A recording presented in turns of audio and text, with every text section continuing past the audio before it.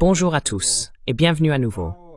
Nous sommes de retour avec le colonel Jacques Baud, ancien membre du service suisse de renseignement stratégique, pour nous éclairer sur ce qui se passe dans la politique européenne et en particulier sur les relations de l'Europe avec la Russie et les États-Unis. Donc bienvenue à nouveau. C'est toujours un plaisir de discuter avec vous. Merci beaucoup de m'avoir de nouveau invité dans votre émission. Merci. J'ai pensé qu'un excellent point de départ serait d'aborder la façon dont l'Occident évalue Poutine et la Russie.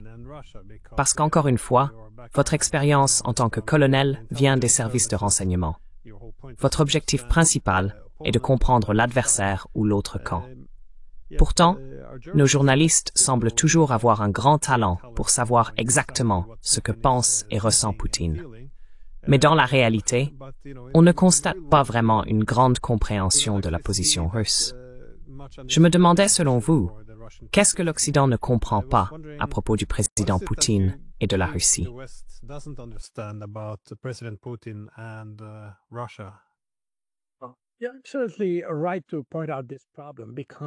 Oui, vous avez tout à fait raison de souligner ce problème. Tout d'abord, lorsque nous parlons d'intelligence, comme vous l'avez justement dit, je viens du domaine du renseignement stratégique. Et le renseignement stratégique aide essentiellement les décideurs politiques, c'est-à-dire le gouvernement, à prendre des décisions. J'ai toujours considéré que dans les pays démocratiques définis par l'État de droit, le renseignement stratégique est un outil de l'État de droit parce qu'il doit empêcher la prise de décision fondée sur l'intuition, les impressions ou des considérations individuelles. Le but du renseignement stratégique est d'apporter des faits aux décideurs afin que les décisions soient prises sur la base d'éléments objectifs et non sur des choses fictives.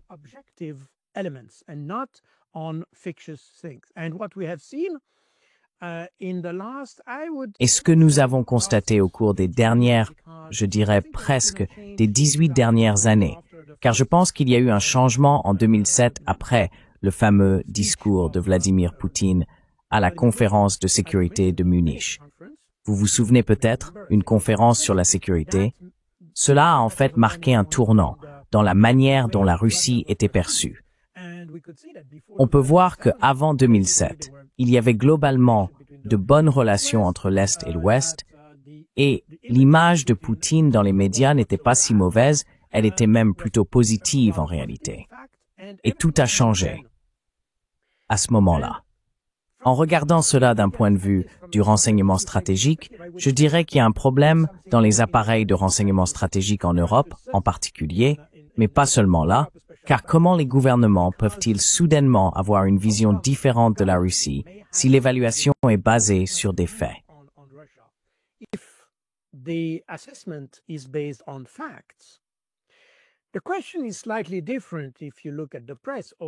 La question est légèrement différente si l'on regarde la presse, bien que l'image présentée par la presse aujourd'hui soit la même que celle que présentent les services de renseignement stratégique. La presse, en fait, diffuse de l'information. Elle diffuse en faveur de certains groupes d'intérêt. Cela peut être la presse de droite, de gauche, etc. Par conséquent, vous pouvez comprendre que la presse peut offrir une vision différente, plus intuitive, moins fondée sur des faits, sur la Russie dans notre cas. Ce que nous avons constaté, c'est que la presse, qui auparavant avait des opinions et des points de vue différents sur les choses, soudainement, lorsqu'il s'agit de la Russie, adopte tout le même point de vue.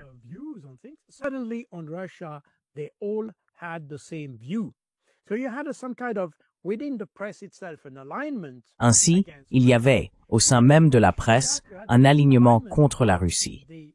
Et en plus de cela, il y avait cet alignement des services de renseignement stratégique avec la presse concernant la Russie. Un bon exemple de cela est ce qu'a déclaré le chef d'état-major des armées françaises, l'équivalent du Chairman of the Joint Chiefs of Staff aux États-Unis, le général Burkhardt, qui a récemment prononcé un discours affirmant que la Russie, dans les 5 prochaines années, sera la menace la plus importante pour l'Europe et que la Russie a un intérêt particulier pour la France, et souhaite cibler la France. Ici, lorsque j'entends cela, en tant qu'ancien officier du renseignement stratégique, je me demande, mais d'où tient-il cette information?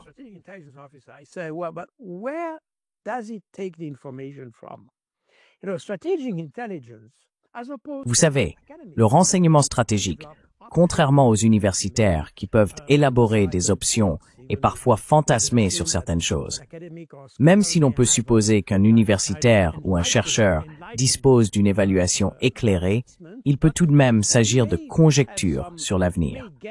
Dans le renseignement stratégique, ce n'est pas le cas. C'est pourquoi le renseignement stratégique fonde ses évaluations sur des faits. Il peut s'agir d'informations recueillies par le renseignement électronique, le renseignement d'origine électromagnétique, le renseignement satellitaire, et ainsi de suite. L'évaluation du renseignement stratégique repose sur des indices. Ce n'est pas un fantasme, ce n'est pas une perception, ce ne sont pas des suppositions, c'est fondé sur des indices.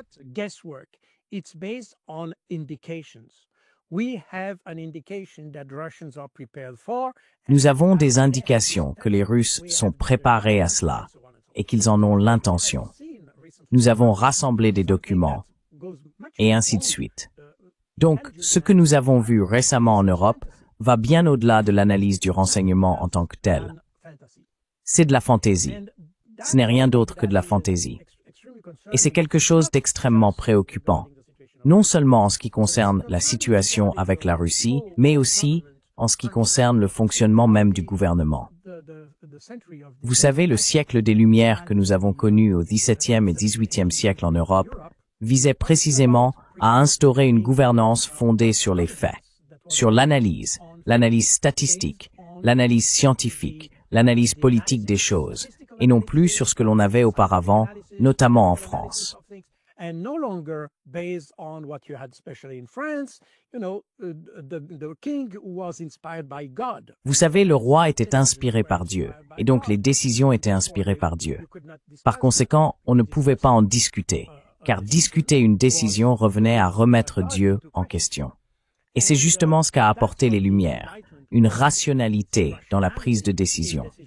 Si vous lisez tous les auteurs, surtout les Français comme Voltaire, Montesquieu, Rousseau, Diderot, etc., tous ces écrivains et philosophes ont apporté cette idée que la prise de décision, la gestion publique, la gouvernance politique doivent être fondées sur les réalités et les besoins du peuple, et non plus sur des réalités fictives, l'inspiration divine et des choses de ce genre, qui au final ne profitent qu'à une minorité.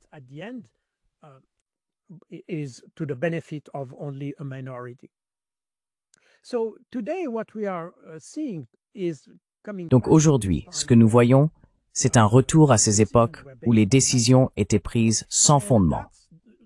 Et cela, comme je l'ai dit, est pour moi une source d'inquiétude quant au fonctionnement de nos démocraties et de nos États.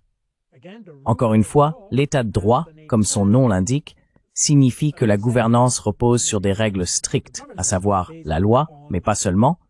Il y a aussi la structure de gouvernance et tout ce qui l'entoure. Bref, il est sans doute inutile d'en débattre aujourd'hui. Quoi qu'il en soit, nous avons constaté ce changement fondamental dans l'approche de la prise de décision et de l'évaluation des situations. Et le problème, c'est qu'aujourd'hui, tout, quand on lit les médias, on peut voir que tout est dirigé presque non seulement contre le système. Car pendant la guerre froide, et j'étais dans le renseignement à cette époque, nous luttions ou combattions contre un système.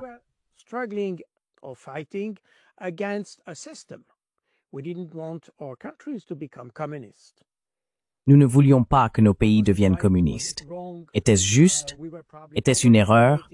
Nous surestimions probablement la volonté des Soviétiques d'attaquer l'Europe, mais cela n'a plus vraiment d'importance à ce stade pour le but de cette discussion. Quoi qu'il en soit, c'est contre cela que nous nous battions. Nous luttions contre un système. Nous ne combattions pas des individus. Aujourd'hui, nous combattons des individus. Et cela va bien au-delà de Poutine, car tout ce que vous entendez à propos de la guerre en Ukraine, tout ce qui va mal ou est perçu comme allant mal, en Ukraine par exemple, ou en Russie, est automatiquement attribué à Poutine. directed at Putin. Putin did wrong. Putin did this mistake. Putin did Poutine a eu tort. Poutine a commis cette erreur. Poutine a fait cela. Et par conséquent, tous ceux qui tiennent un discours similaire à celui de Vladimir Poutine sont également considérés comme des ennemis. Cela s'applique aussi au peuple russe. Ceux qui soutiennent Poutine sont considérés comme des ennemis. Et c'est la raison pour laquelle les sanctions, par exemple, ne visent pas Vladimir Poutine lui-même. Certaines le font probablement, mais la plupart des sanctions visent la population russe. Et c'était l'idée lorsque l'opération militaire spéciale a commencé en février 2022. Toute l'idée était de faire s'effondrer la Russie.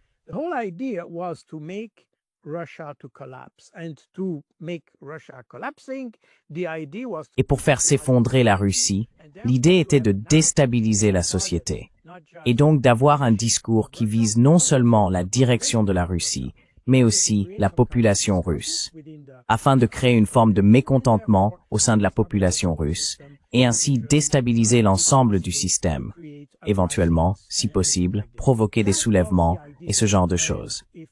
C'était l'idée. Et encore une fois, c'est pas quelque chose que j'invente moi-même. Vous pouvez écouter ce qu'a dit le ministre français de l'économie au tout début du mois de mars 2022. Vous pouvez retrouver son intervention sur la station de radio Europe 1 en France. Et il a dit exactement ce que je viens de dire. Toute l'idée est de faire s'effondrer la Russie et de faire souffrir la population russe.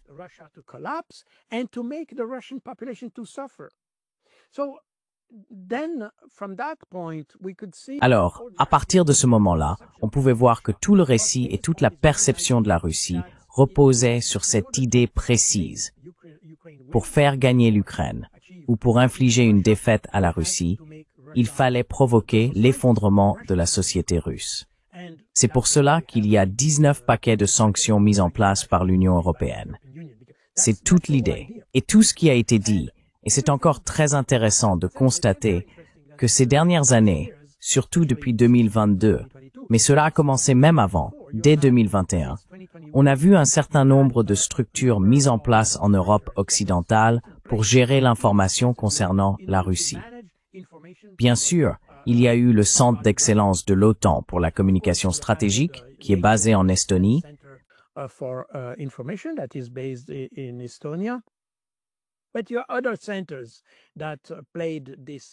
Mais il existe d'autres centres qui ont joué ce jeu afin de gérer l'information provenant de Russie et l'information destinée à la population européenne. En fait, il s'agit de gestion de la perception, rien d'autre que cela. Ce n'est plus de l'information. Et si vous lisez les médias, par exemple, et je surveille surtout les médias français et suisses, les informations qu'ils fournissent proviennent exclusivement de ces institutions. Je parle des institutions ukrainiennes, car il existe des institutions qui filtrent l'information destinée à l'Occident.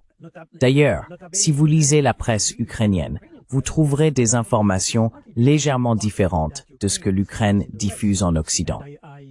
J'ai souligné ce point dans mes différents livres, en particulier le dernier, Guerre secrète en Ukraine, car il existe réellement une structure de désinformation mise en place avec le Royaume-Uni, les États-Unis, l'OTAN et l'Ukraine. NATO and Ukraine, in order to, and of course with the Baltic states and Poland. Et bien sûr, les États baltes et la Pologne jouent un rôle à cet égard. L'Allemagne aussi. Différents pays sont impliqués. Mais en substance, ce sont le Royaume-Uni, les États-Unis, l'Ukraine et l'OTAN. Par conséquent, les informations fournies à la presse proviennent exclusivement de ces sources, et il n'y en a absolument aucune autre. Par exemple, rien qu'hier, il y a eu cette frappe russe sur Kiev à différents endroits, mais notamment à Kiev, et le bâtiment de l'UMEO à Kiev a été endommagé. Eh bien, quand on lit la presse francophone et suisse, il suggère que les Russes ont visé le bâtiment de leur paiement.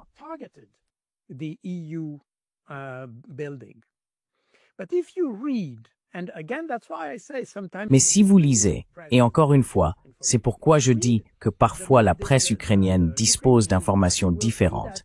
Si vous lisez les médias ukrainiens, vous verrez que la représentante de l'UNOMOR, une ambassadrice, cette dame, a déclaré qu'en réalité, le bâtiment européen avait été endommagé par l'onde de choc provoquée par d'autres explosions sur des bâtiments voisins qui étaient visés à proximité. Donc le bâtiment de l'UE n'a pas été visé. Et elle l'a dit explicitement dans les médias ukrainiens. Mais si vous lisez les médias d'Europe occidentale, ils suggèrent que les Russes ont spécifiquement ciblé le bâtiment de l'UE Montormale. On voit donc qu'il y a une énorme déformation des faits qui a eu lieu.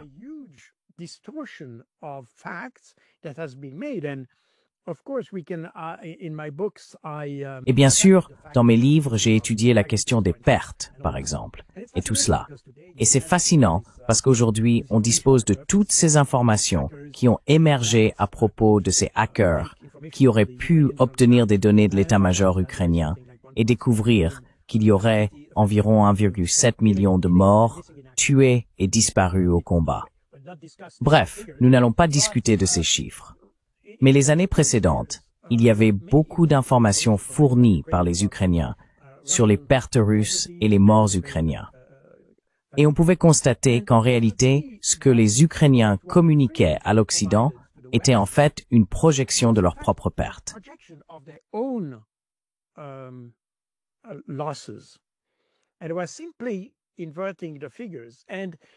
Et il s'agissait simplement d'inverser les chiffres.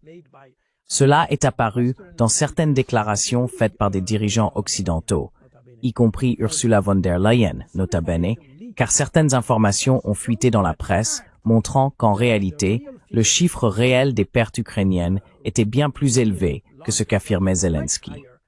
Cela a ensuite été corrigé, mais nous avons pu constater que ces fuites étaient authentiques. En fait, on pouvait voir que les chiffres fournis par ces fuites étaient les mêmes que ceux officiellement communiqués pour la Russie. Ce qui signifie que les Ukrainiens avaient l'habitude de projeter leurs propres pertes sur les chiffres qu'ils attribuaient aux Russes.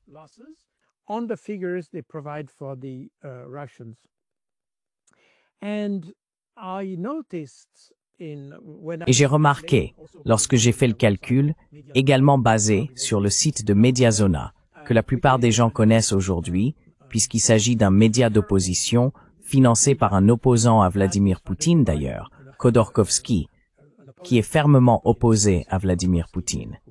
Ils financent ce site, et avec la BBC, ils évaluent les pertes russes.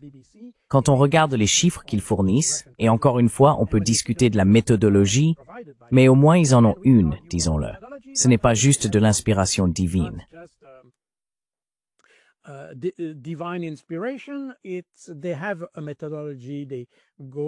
Ils ont une méthodologie.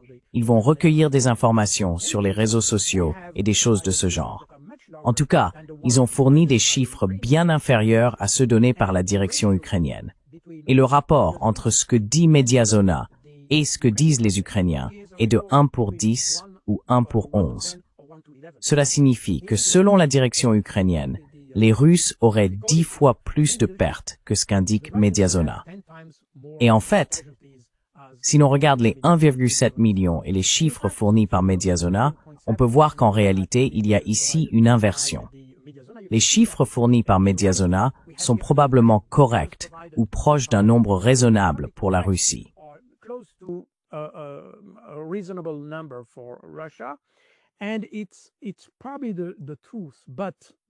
Et c'est probablement la vérité. Mais les Ukrainiens revendiquent 10 à 11 fois plus. Et en fait, on arrive à environ 1,5 million si l'on suit ce genre de règles empiriques. Ce n'est pas scientifique, ce ne sont que des estimations. Il faut aborder cela avec beaucoup de prudence. Mais ce que je veux dire, c'est que les chiffres fournis par l'Ukraine sont repris tels quels par les médias occidentaux, sans être remis en question. Même si Mediazona, encore une fois un média d'opposition, donne des chiffres bien plus bas. On constate donc qu'on nous a constamment, en réalité, imposé un récit. Et pourquoi cela? Et c'est très important à comprendre. Pour les Ukrainiens, ce qui garantit la pérennité du soutien occidental, c'est précisément ce récit.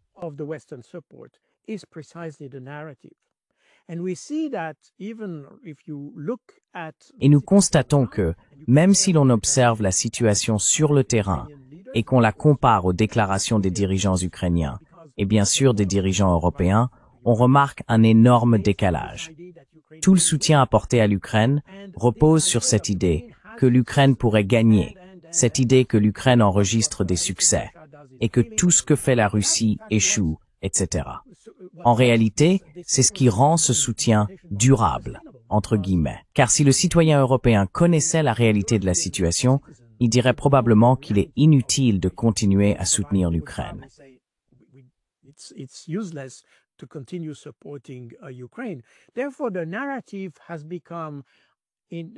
Par conséquent, le récit est devenu, si l'on utilise une terminologie stratégique, je veux dire en appliquant Clausewitz, le centre de gravité de la stratégie ukrainienne dans cette guerre. Le centre de gravité est le point ou l'élément dont tout dépend. Tout dépend de cela. Si le centre de gravité s'effondre, tout le reste s'effondre. Et c'est la définition du centre de gravité, selon Clausewitz. Et c'est exactement là où nous en sommes. Maintenant, pour les Russes, leur centre de gravité est la stabilité de la population.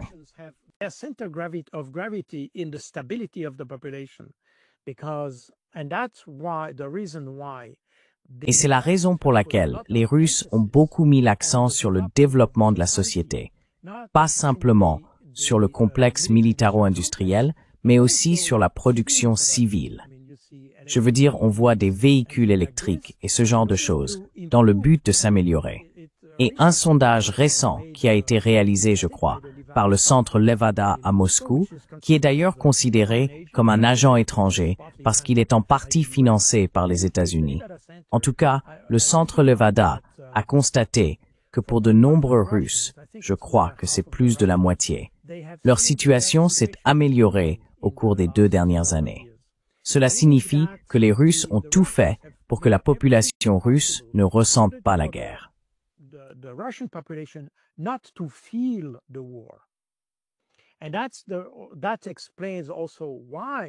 Et cela explique aussi pourquoi, en plus de tout le récit qui cherche à déstabiliser ou à donner une mauvaise image de la Russie, cela explique pourquoi Zelensky a dit, lorsqu'il a commencé à lancer des attaques terroristes en Russie, et nous en avons vu plusieurs exemples, y compris la toile d'araignée il y a quelques semaines, et ainsi de suite. L'idée de Zelensky est, et il l'a dit explicitement d'ailleurs, c'était très clairement affirmé dans les médias ukrainiens.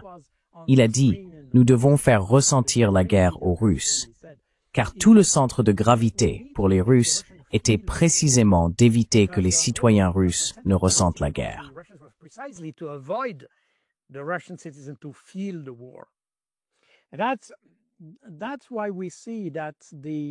Et c'est pourquoi nous constatons que l'analyse du conflit en Occident est sciemment et délibérément falsifiée afin, en réalité, de soutenir la pérennité de l'aide à l'Ukraine.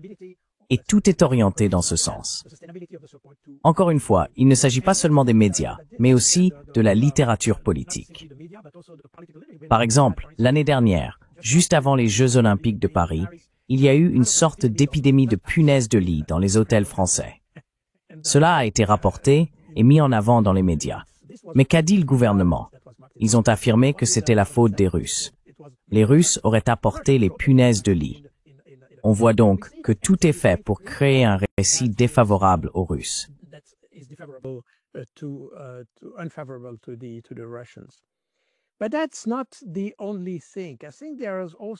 Mais ce n'est pas la seule chose. Je pense qu'il y a aussi d'autres aspects qui ont un impact plus subtil. Par exemple, cela concerne non seulement l'establishment occidental, mais aussi ceux qui critiquent l'establishment européen et même ceux qui soutiennent la Russie. Et si vous écoutez attentivement, seules quelques personnes comprennent réellement pourquoi les Russes ont attaqué en février 2022. Et même, je ne veux pas citer de nom ici, car il y a des personnes brillantes qui sont extrêmement compétentes. Mais en mettant toujours l'accent sur la question de l'OTAN, qui est certes un enjeu de fond, expliquant pourquoi les Russes utilisent aujourd'hui le conflit pour résoudre le problème de l'élargissement de l'OTAN.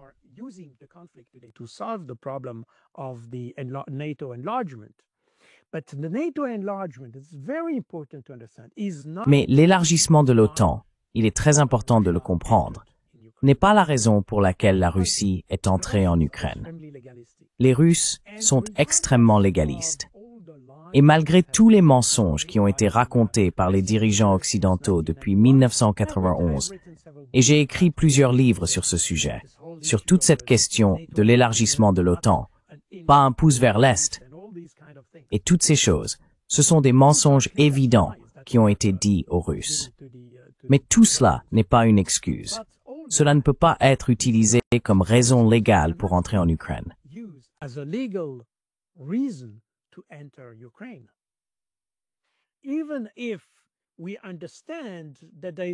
Même si nous comprenons qu'il existe une préoccupation légitime de la part de la Russie de trouver un moyen d'arrêter cet élargissement de l'OTAN, et nous voyons qu'il y a une préoccupation légitime, la raison juridique d'entrer en Ukraine ne peut pas être celle-là.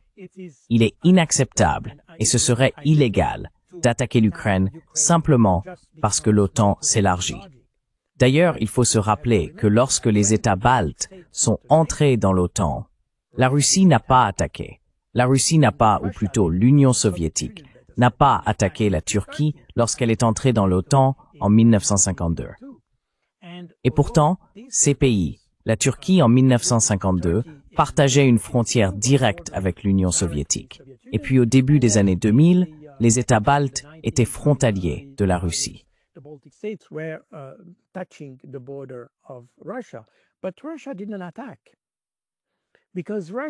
Mais la Russie n'a pas attaqué, car elle sait que la question de l'OTAN doit être résolue à un autre niveau et qu'elle ne peut pas l'être légalement par la force. Si vous lisez attentivement l'explication et la raison invoquée par la Russie pour entrer en Ukraine en février 2022, ce n'est pas l'OTAN. Il s'agit de la protection de la population.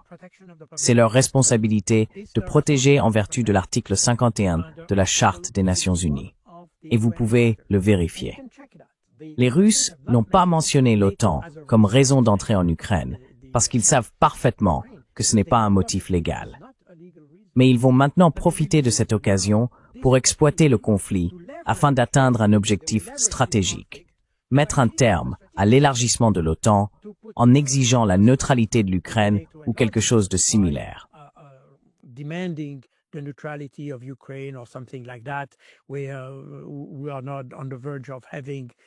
Nous pourrions avoir ces négociations dans un avenir proche. Mais il s'agit ici de la Russie qui exploite le conflit pour résoudre cette question sous-jacente de l'OTAN. Cependant, la raison de l'entrée en Ukraine n'était pas l'OTAN. Et c'est pourquoi, lorsque les gens disent que l'attaque russe contre l'Ukraine était illégale, eh bien, ceux qui affirment que la raison de l'entrée en Ukraine était l'OTAN soutiennent en réalité l'idée que c'est illégal. Mais ce n'est pas l'explication officielle du gouvernement russe. Nous voyons donc que nous sommes face à un récit construit par l'Occident d'un côté, mais aussi à une compréhension trop simplifiée du conflit par ceux qui soutiennent la Russie. Ces deux éléments ont contribué à nuire à la Russie.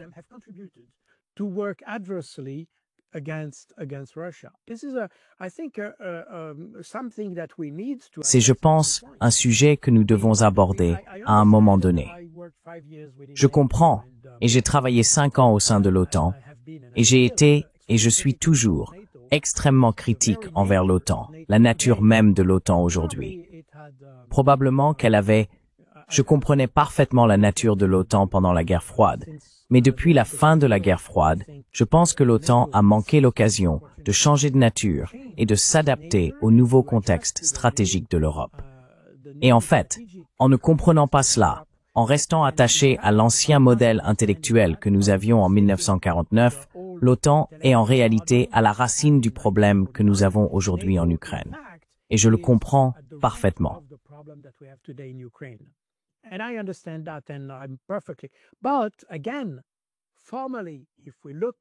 Mais encore une fois, formellement, si l'on regarde la justification, et c'est pourquoi il est extrêmement important de le rappeler, le fait que l'Ukraine ait lancé une offensive contre la population du Donbass en février 2022 est la raison pour laquelle la Russie est entrée en Ukraine.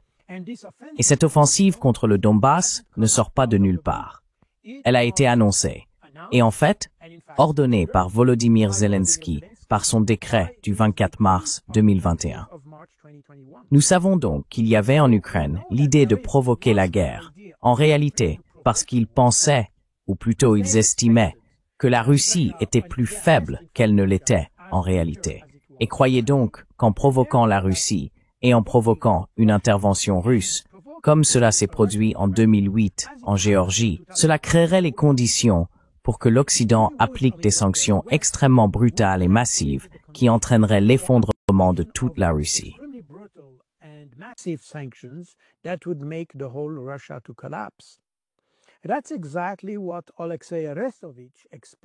C'est exactement ce qu'Alexei Arestovitch a expliqué lors d'une interview avec le média ukrainien Apostrophe le 18 mars 2019.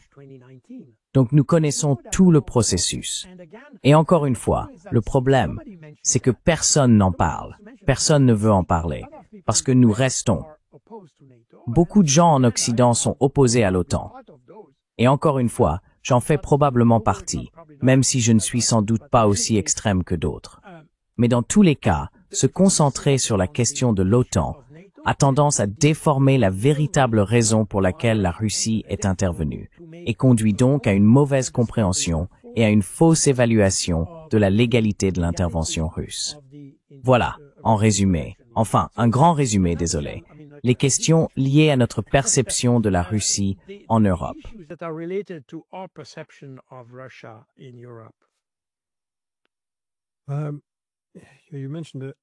Vous avez évoqué cette focalisation sur les récits.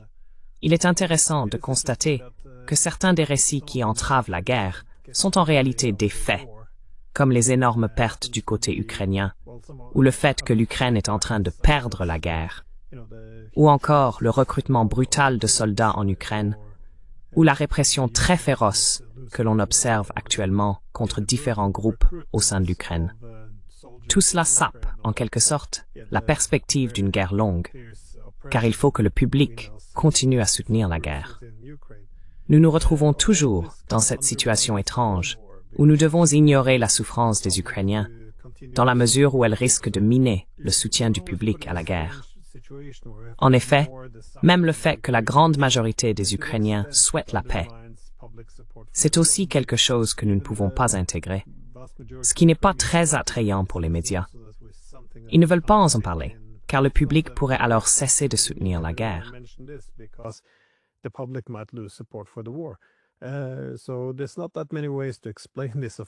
Il n'y a donc pas tant de façons d'expliquer cela, bien sûr, à part le contrôle du récit et la gestion des perceptions pour maintenir la guerre.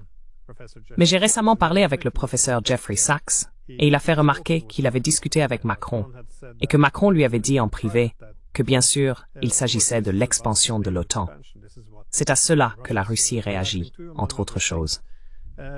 Mais en public, il le nie. Et cela semble être un trait commun. Les politiciens disent une chose en public qu'ils ne disent pas du tout en privé. Je me demande donc dans quelle mesure il s'agit d'un problème de rationalité chez les dirigeants européens. Parce que je peux supposer que tout le monde peut être pris par l'idéologie et les récits, mais parfois ça semble aussi être de la tromperie.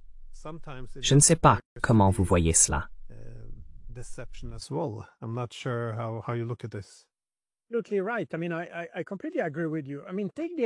Absolument. Je suis entièrement d'accord avec vous. Prenez par exemple la question de l'adhésion à l'OTAN. En mars 2022, Volodymyr Zelensky a accordé une interview à CNN. Dans cette interview, il a dit qu'il avait demandé à Joe Biden si l'Ukraine deviendrait membre de l'OTAN, oui ou non. Et il dit dans l'interview que la réponse était non. L'Ukraine ne sera pas membre de l'OTAN. Mais pour l'information publique, c'est-à-dire pour l'opinion publique, on laissera la porte ouverte. C'est exactement ce qu'il dit. Cela signifie que toute la discussion, c'était en mars 2022, toute la discussion sur l'adhésion. À la fin de chaque sommet, ils réaffirment que l'Ukraine deviendra membre de l'OTAN, mais ils ne savent pas qui ni quand, car il n'y a toujours pas de plan d'action pour cela. Mais, dans tous les cas, l'Ukraine deviendra membre de l'OTAN. Il n'y a pas de débat là-dessus. Ukraine will be member of NATO. There is no discussion about it. It's just a question of time and things like that. But C'est juste une question de temps et de choses comme ça. Mais en réalité, nous savons que ce ne sera pas le cas. Donc vous avez exactement l'exemple que vous avez mentionné avec Emmanuel Macron. Tout le monde se rend compte que la guerre est perdue. Tout le monde se rend compte que toute la question de l'adhésion de l'Ukraine à l'OTAN et des choses comme ça est perdue. Mais il continue à le dire. Et il y a un peu de ce qu'on appelle le syndrome des coûts irrécupérables. Cela signifie que nous avons tellement investi dans un projet et que le projet échoue, mais comme nous avons tant investi, nous continuons à investir dedans, parce que sinon, tout serait perdu. Et l'expérience montre, pas seulement dans le domaine politique, mais même dans une entreprise ou une industrie, que si vous avez un tel projet, vous investissez et vous voyez qu'il échoue,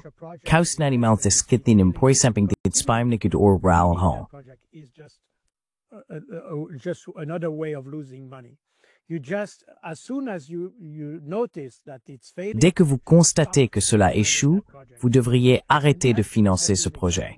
Point final. Et cela aurait dû être exactement la même chose avec l'Ukraine. Le problème, c'est que nous parlons de personnes, à savoir Emmanuel Macron et d'autres.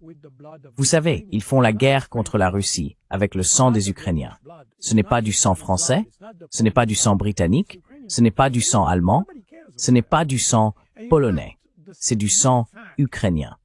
Donc personne ne se soucie d'eux. Et en fait, le simple fait que nous financions ou continuions à soutenir une guerre qui échoue clairement n'est qu'une manière, et je suis très triste de le dire ainsi, car j'ai beaucoup d'amis ukrainiens, et j'ai rencontré beaucoup d'amis ukrainiens lorsque je travaillais à l'OTAN à l'époque.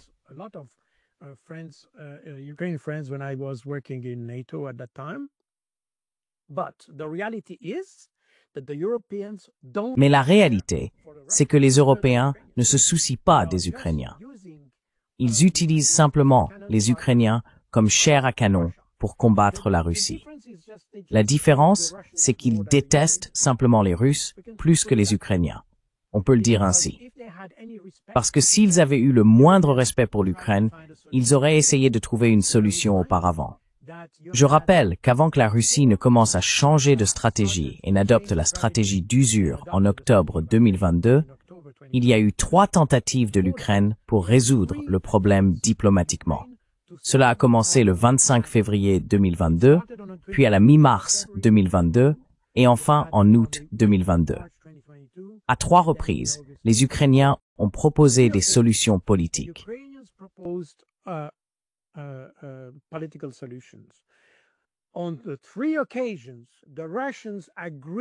À ces 3 occasions, les Russes ont accepté de s'engager dans un processus visant à parvenir à une solution politique.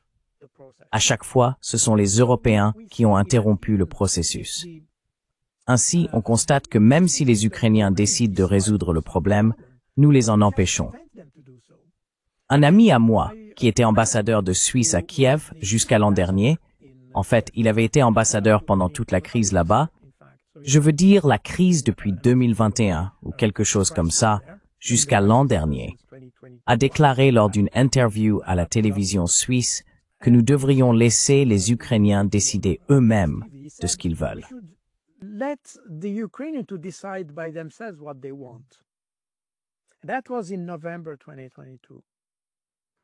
C'était en novembre 2022.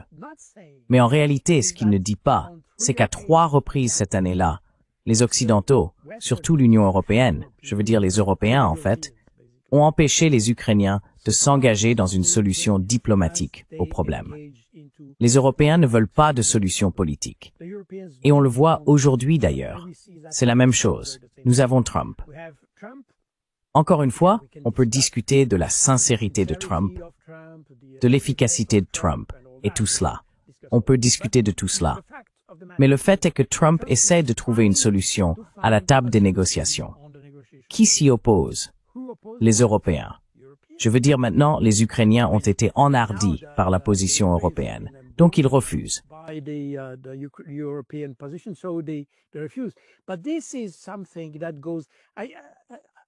Mais cela relève, je n'ai pas d'autre explication que le syndrome du coût irrécupérable et des choses de ce genre. Et bien sûr, le fait que tous ces grands dirigeants européens dirigent également leur pays en faisant face à une forte opposition interne. On le voit en France, au Royaume-Uni, en Allemagne, je veux dire. Ces grands pays font tous face à une opposition massive. Ils ne veulent donc probablement pas montrer la moindre faiblesse dans leur position. Et, par conséquent, ils continuent à s'engager sur cette voie désespérée parce qu'ils ne veulent pas paraître faibles. C'est aussi une explication possible. Mais là, on entre dans une explication qui n'est plus politique, rationnelle ou stratégique. On est dans le domaine de la psychiatrie et du trouble psychologique. Nous sommes dans cet ordre de choses.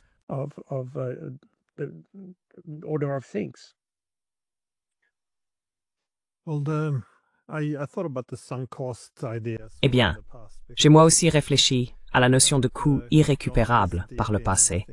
Car si nous n'étions pas allés aussi loin, je pense que nous aurions remis en question ce que nous faisons, étant donné que cette guerre ne peut pas être gagnée. Et il semble que nous misions désormais tout sur une cause perdante. Mais ma dernière question est donc, combien de temps pouvons-nous continuer à nous entêter dans l'échec? Parce que nous voyons maintenant des gros titres annonçant d'énormes problèmes économiques, que le Royaume-Uni et la France pourraient se diriger vers une aide du FMI. L'Allemagne n'est pas en très bonne posture non plus. Bien sûr, tout cela se traduit par une force politique très affaiblie pour les élites politiques. Elles sont très basses dans les sondages en France.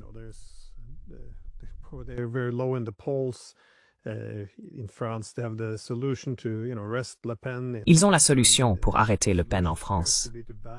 En Allemagne, la solution semble être d'interdire l'AfD.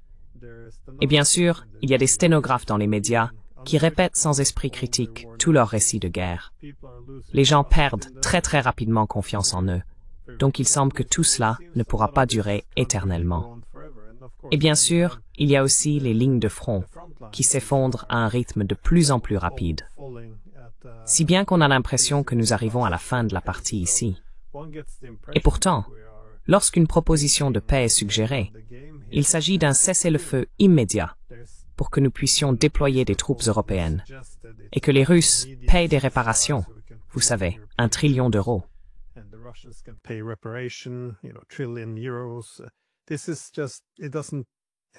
Tout cela n'a tout simplement aucun sens. Je me demandais donc, combien de temps pensez-vous que cela peut durer avant que quelque chose ne craque? Et en effet, tout n'est pas si rose aux États-Unis. Et bien sûr, en plus de cela, nous avons d'autres conflits. Le Moyen-Orient, peut-être avec la Chine, et il y a une possible crise économique qui pourrait éclater aux États-Unis. Donc avec toute cette incertitude, toutes ces variables différentes, on suppose que nous approchons de la fin de partie, non?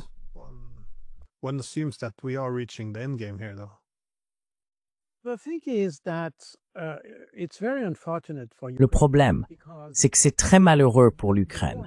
En réalité, parce que plus la situation devient désespérée en Europe, plus les dirigeants auront tendance à vouloir détourner l'attention de la population des problèmes intérieurs pour la focaliser sur le conflit ukrainien. Par conséquent, ils rendent la situation impossible en augmentant les exigences ou en formulant des demandes absurdes envers la Russie, comme les réparations et tout cela. Toute la question des avoirs russes gelés, etc. Tout cela contribue à détourner la population des véritables problèmes dans leur propre pays. Et cela sert les Russes, car les Russes sont en train d'user l'armée ukrainienne.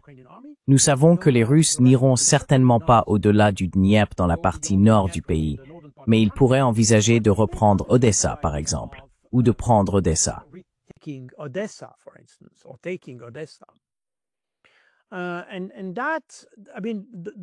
Et cela, je veux dire, plus nous prolongeons ce conflit, plus il devient probable que les Russes soient en position de prendre Odessa et la partie sud du pays. Donc on voit que même cette position irrationnelle, ou peut-être qu'il y a une logique déformée derrière la posture européenne, parce que, comme je l'ai dit, ils veulent simplement se concentrer sur un conflit extérieur au lieu de s'occuper des problèmes internes. Mais le problème, c'est que sur le terrain, peu importe comment on évalue la situation, et si l'on considère les Russes comme bons ou mauvais, le fait est que les Russes avancent, ils progressent sur le terrain, ils détruisent les actifs ukrainiens. Cela peut prendre du temps, mais de cette manière, ils peuvent préserver la vie de leurs propres soldats.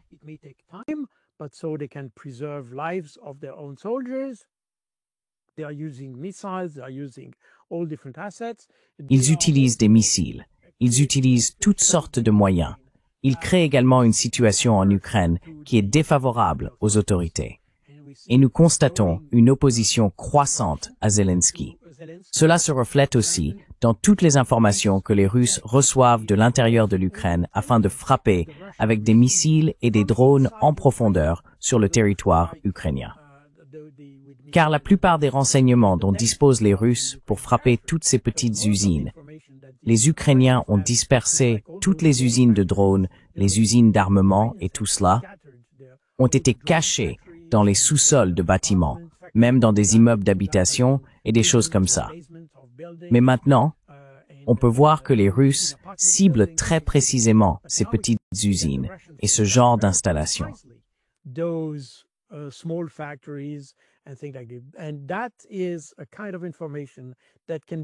Et c'est un type d'information qui ne peut être fourni que par des initiés, c'est-à-dire les Ukrainiens eux-mêmes. Cette opposition à Zelensky se matérialise par ce soutien en renseignement aux Russes, et cela ne fait qu'augmenter. Par conséquent, nous constatons que chaque tentative de retarder les négociations sur le conflit profite aux Russes. Et c'est exactement ce qui se passe. Donc encore une fois, il n'y a aucune logique là-dedans. Si l'on devait faire une évaluation rationnelle de la position européenne, indépendamment du biais des coûts irrécupérables et de toutes ces choses, les Européens auraient eu tout intérêt à pousser l'Ukraine à négocier le plus tôt possible. Mais aujourd'hui, nous sommes dans une situation différente. Encore une fois, je ne peux pas expliquer cela de façon rationnelle, pour être honnête.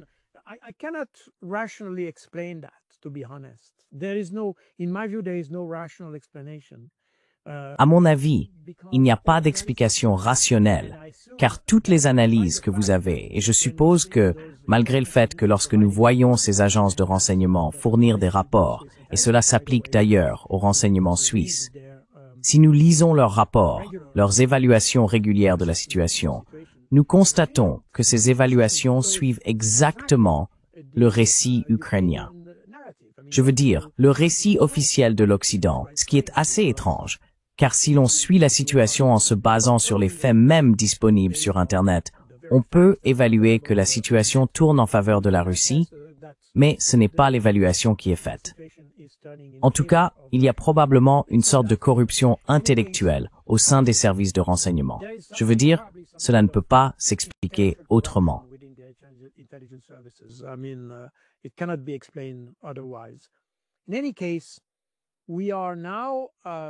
En tout cas, nous poussons désormais l'Ukraine dans une situation où il y aura une fin au conflit, mais cette fin sera en réalité une victoire flagrante et décisive pour la Russie. C'est là que nous allons.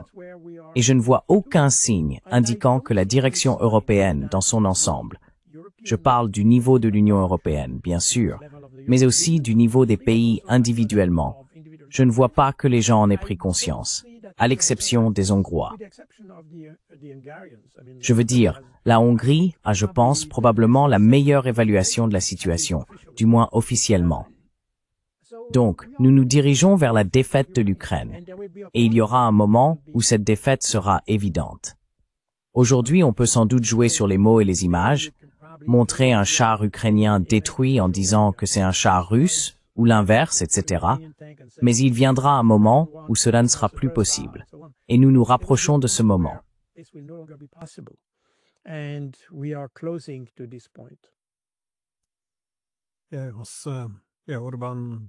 Oui, Orban a récemment déclaré que la guerre était déjà perdue.